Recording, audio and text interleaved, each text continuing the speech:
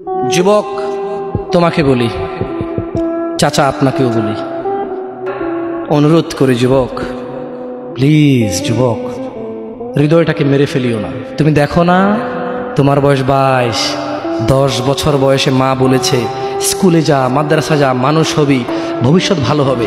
তুমি শোনোনি cricket, football, cinema, নাটক, কোথায় বিয়ে, কোথায় গায়ে হলুদ, গান বাজনা বাজিয়ে তোমার জীবন কাটাই দিছো। যুবক দেখো, 22 বছর বয়সে তুমি মূর্খ।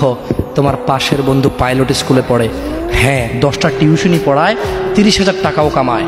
হ্যাঁ, তুমি যাকে বিয়ের প্রস্তাব দিচ্ছ কেউ রাজি নাই, ওর জন্য 5টা ঘর আসে, ওর মা বলছে এখনো ছোট, আরো পড়াশোনা করুক, আর তুমি বিয়ের জন্য হন্য হয়ে খুঁজতেছ, কোনো রিক্সাওয়ালা তোমাকে মেয়ে দিতে রাজি।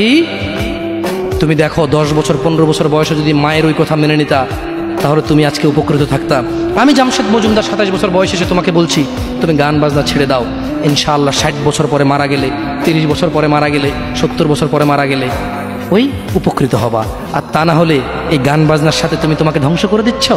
যেদিন নিঃশ্বাস বন্ধ হয়ে যাবে সেদিন হলেও বুঝবা, বুঝতে তোমাকে হবেই।